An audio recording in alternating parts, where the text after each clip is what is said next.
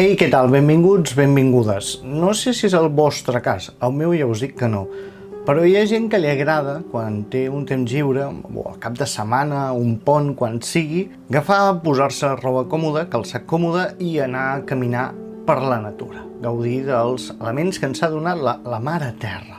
Els arbres, les pedres, les plantes, el que sigui. Hi ha gent que s'ho passa bé anant allà i passant l'estona simplement desconnectant i gaudint del medi. El meu cas no és així, ja us ho dic. Jo sóc urbanita. És més, jo no sortiria a casa. Però, després de llegir sobre casos com aquest, és que les poques ganes que tenia de fer coses se'n van a orris completament. I és que avui us porto un cas bastant estrany, singular, que és la desaparició d'Enrique Martínez, un senyor que va sortir a gaudir la natura i no va tornar mai més. I en un indret bastant misteriós, el titgen alguns, com és la Mussara.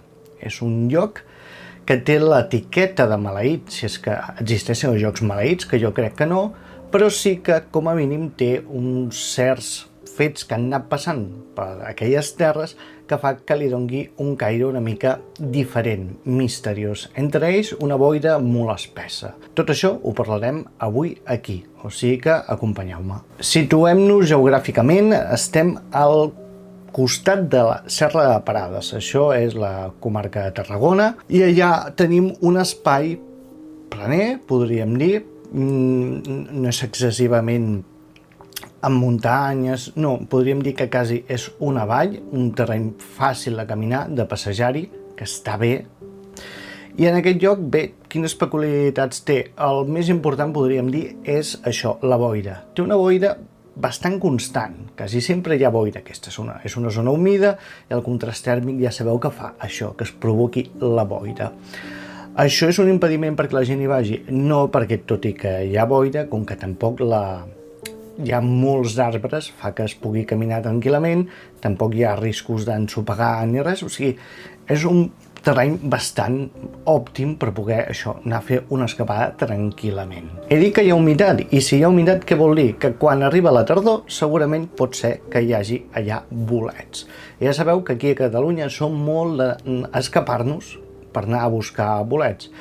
I el cas d'avui, situat el 16 d'octubre de 1991, comença així, amb un grup d'amics que decideix anar a buscar bolets. En concret són 4 amics. Aquests 4 amics sovint van allà a buscar bolets, o sigui, tampoc és una cosa extraordinària, o sigui, coneixien bé el terreny, estaven preparats per fer el que feien quasi cada cap de setmana. D'aquests 4 amics destacarem l'Enrique Martínez, un noi de 30 i pico anys que ve de Granada, però ja fa anys que s'ha posat a viure allà a Tarragona i que resulta que és propietari d'un bar, està emparellat, una vida bastant normal i corrent, fa poc que s'ha comprat un cotxe, o sigui, tot bastant normal. Què fa? Va amb els seus 3 amics aquests que us comentava a fer una volta pel bosc per mirar si troben uns bolets. Una cosa bastant típica aquí a Catalunya, que a altres indrets no sé si és tan típic, però aquí ens agrada bastant. Aquests amics, com que hi anaven sovint, havien fins i tot creat un sistema propi, podríem dir, per trobar la màxima quantitat de bolets possibles. Cadascú amb el seu cistell es repartien per allà i el que feien era com una mica rastrejar.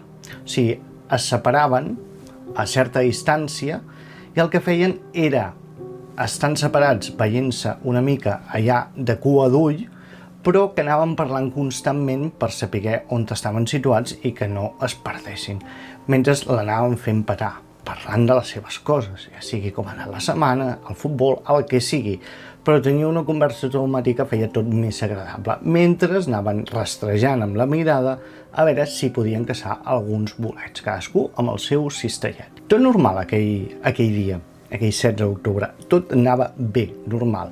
Però això que van xerrant i ja porten una estona i se n'adonen que fa estona que no senten a l'Enrique. Bé, clar, quan el comencen a cridar i veuen que no corre per allà, decideixen repartir-se encara més per mirar si està per allà. El busquen, no el troben. El que acaben trobant finalment és el cistell que suposem que és de l'Enrique. Un cistell on, segons he trobat, diuen que només hi ha un bolet, cosa que també em sembla estranya perquè devia ser que acabaven de començar, si no, no m'ho explico. Però bé, es troben això, el cistell amb un bolet. Clar, aquí ja es comencen a espantar, el criden, no contesta, troben el cistell, alguna cosa està passant. El que fan és apartar-se d'aquella zona i anar fins on tenen els cotxes, perquè han anat fins allà amb cotxe. Arriben al cotxe i troben que el cotxe està intacte. Ningú ha tocat absolutament res. O sigui, l'Enrique no ha agafat el cotxe per marxar i el que és més preocupant és que ha deixat la seva medicació allà. No he aconseguit descobrir quina medicació prenia, però es veu que prenia una medicació que era bastant important, que s'havia de prendre diverses vegades al dia. O sigui que si la seva escapada, fugida, fos voluntària, s'haurien dut la medicació, per lògica. A més, pensem que és això una persona que estava emparellada, que tot li anava bé, a més tenia un negoci, tenia un bar, o sigui que era una persona que en principi no semblava tenir motius per fer una fugida d'aquest tipus. Bé, els amics tornen a revisar, allà no troben absolutament res i comença a passar el temps i es donen una mica per vençuts. El que fan és anar a avisar a la policia. Concretament, avisen a la Guàrdia Civil. Van fins a la Guàrdia Civil de Tarragona i els expliquen el que ha passat, que l'han perdut, que ja no el troben i es comencen a preocupar.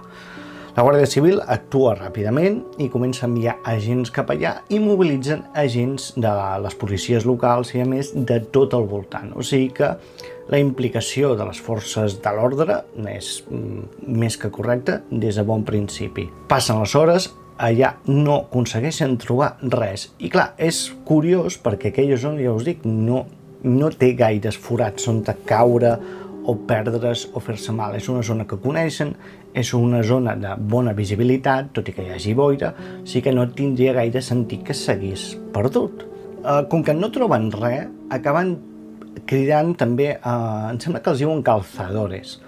Es veu que és una unitat especialista en cerca per muntanya i de més, o sigui que són agents entrenats específicament per seguir rastres, trobar-se això amb complicacions en el terreny i de més, però aquests tampoc acaben trobant absolutament res. I van passant els dies, i al cap d'una setmana més o menys decideixen interrompre ja la cerca. Allò sembla que no porta enlloc, no troben cap pista, sembla que no té sentit res de tot allò. Ha desaparegut, s'ha esfumat. Bé, això podria ser una desaparició més com moltes que passen sovint, quasi cada cap de setmana podríem dir que desapareix alguna persona. Tampoc és res mega extraordinari. Si per la família, els seus amics, clar, suposa un trasbals, però en general és una desaparició normal. Lo complicat de tot plegat, més enllà de la desaparició, és el Marc. Com us he dit, la Mussara. La Mussara, en realitat, és tot un terreny bastant gros on hi ha un poble. Un poble que les primeres dades que en tenim, podríem dir, és a principis del segle XII, tot i que se suposa que ja a l'època dels romans hi havia hagut allà gent visquent-hi, amb les seves pròpies edificacions, fent-hi vida. Però bé, la primera constatació que existeix és a través d'un paper de, em sembla que era 1100 i pico, on es diu que l'arxebisbe de la zona de Tarragona, aquell terreny li pertany i a més. O sigui que queda constatat que com a mínim llavors ja existia aquell poble.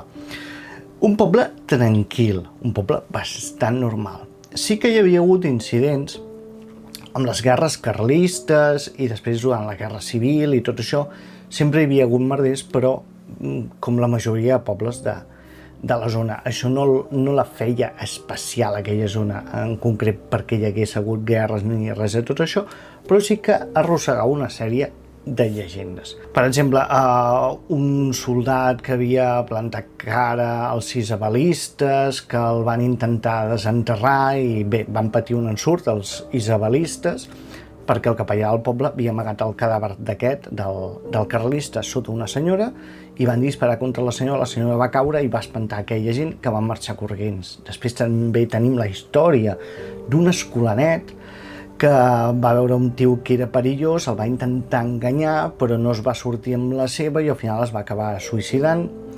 Històries aquestes tràgiques que també us dic, això amb tots els pobles, a la mínima que rasquis una mica acabes trobant casos d'aquests per tot arreu, o sigui que tampoc és una cosa exagerada. El que comença a ser preocupant, fins a cert punt, podríem dir que és la zona aquesta boscosa. Per què dic això? Perquè sí que hi ha hagut desaparicions en aquesta zona. Desaparicions i fins i tot moments de... no diré de caos, però sí de que passaven coses que no tenien gaire sentit. S'han constatat diversos casos de gent que havia anat allà i que havien, podríem dir, desaparegut. M'explico, no és que desapareixessin per sempre, sinó que el que passava és que anaven allà, caminaven, jo què sé, una estoneta, 1 o 2 hores, i els donaven per perduts. I dieu, per què els donaven per perduts si havia passat relativament poca estona? Perquè en realitat el que per aquella persona desapareguda havien sigut 2 hores, en el temps real de la resta de la gent del planeta havien passat hores i hores i hores, o sigui, 12 hores, 15 hores, 16 hores, i no un cas o dos, sinó diversos casos d'aquests s'han donat. Sembla com si hi hagués un fenomen de tempus fugit en aquesta zona que el fa especialment particular. I desaparicions, hi ha hagut desaparicions, gent que realment ha desaparegut i no s'ha sabut mai més res? Sí, també ha passat. És molt curiosa aquesta part. Resulta que en aquesta zona hi ha una pedra que està, bueno, que tothom la coneix, que té la seva pròpia llegenda. Diuen que en aquesta zona hi ha una pedra que es diu la pedra Viladasís, que no sé què vol dir, un poble de 6, de què? De 6 habitants, que hi ha la llegenda que diu que si tu la trepitges acabes saltant a una altra dimensió. Sí, sé que sona molt estrany tot plegat, però és el que diuen i jo simplement us transmeto el que popularment es coneix que és això, la pedra que et transporta a altres dimensions. Diuen que aquí a la Mussara es dona un fenomen que seria un portal dimensional, que tu passes per allà, trepitges la pedra i saltes a una dimensió paral·lela. Sí, us pots anar a pel·lícula de Marvel o de DC, però bé, els multiversos sembla que existeixen segons aquesta llegenda. A mi em costa bastant de creure què voleu que us digui, però bé, que sapigueu tot el marc que rodeja aquest cas, el misteri, rodejat encara de més misteris, cadascun més estrafolari que l'altre. La població aquesta de Vilaplana va acabar, diguem, desapareixent l'any 1960. Bueno, 59-60. El que va resultar és que va tenir diversos problemes. Diuen que va tenir problemes de sequera, diuen que va tenir problemes amb certs paràsits que feien malbé les collites, que també va ser un poble que va tardar molt en avançar tecnològicament, que no hi havia llum, aigua corrent, que no hi havia totes les coses, les comoditats que es podien esperar en un poble en aquells moments, i això va fer que molta la gent d'allà acabés marxant.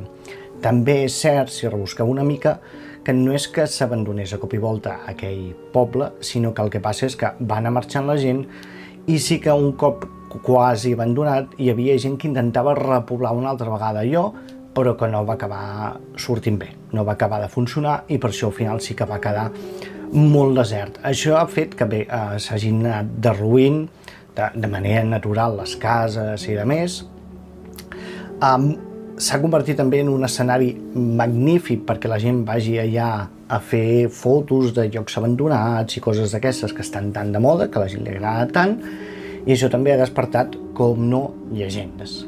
Llegendes que diuen que senten sorolls per la nit, que hi ha moviments estranys, diuen fins i tot que a l'església hi ha com creus invertides, pintades i de més, el que alguns consideren que és satanisme, altres podem pensar o considerar que és simplement vandalisme, però bé, és el que hi ha. Això ha fet que la llegenda negra encara es faci més gran. Però el més curiós de tot, tornant al cas de l'Enrique Martínez, és que l'any després, en realitat uns mesos després, a principis de l'any 1992, aquests amics el que fan és regularment anar a la zona on va desaparèixer el seu amic per buscar-lo. Van per les tardes allà, intentar trobar alguna pista a veure si aconsegueixen donar amb ell, per saber on està, ni que sigui les restes que quedin. Però resulta que una d'aquestes vegades que van fins allà, arriben allà, exploren durant hores, no troben res, i quan ja es fa fosc, cap a la mitjanit, decideixen anar cap al poble aquest abandonat i menjar alguna cosa per després agafar, recollir i marxar cap a casa. Però quan estan allà menjant, el que senten són com cascos de cavall, que hi ha cavalls per allà, cosa que els sobta perquè a aquelles hores ja no té gaire sentit. Però el que fan és parar l'orella, seguir el rastre auditiu i es troben la figura de dos monjos que estan creuant el poble. Dues figures encaputxades que van cap a l'església. A veure, tens dues opcions, seguir-li la pista per mirar què passa allà o fotre el camp correguents perquè allò molt normal no sembla. Ells decideixen seguir-los la pista i arriben fins al que seria l'església. I quan entren a l'església diuen, segons ells, o concretament ell, perquè això només ho va testificar un d'ells, que veuen els dos monjos que entren allà i que ja estan amb altra gent, figures semi-translúcides, pel que diuen encaputxades, que estan al voltant del que seria l'altar on hi ha pedres i que estan fent una espècie de cerimònia, ritual, com li vulguis dir. I a la que ells intenten comunicar-se amb aquestes figures, pup, desapareixen, ja no hi són, ja no existeixen. Clar, aquests es queden atemorits, acollonats, i el que fan és fotre el camp d'allà, i el que fa un d'ells és anar fins als jutjats de Tarragona i explicar el que ha vist. No sé la reacció que devien tenir allà al jutjat, però, a veure, molt positiva no crec que fos, perquè tu expliques coses d'aquestes i et poden prendre per boig. Encara que tinguis raó, et prendran per boig.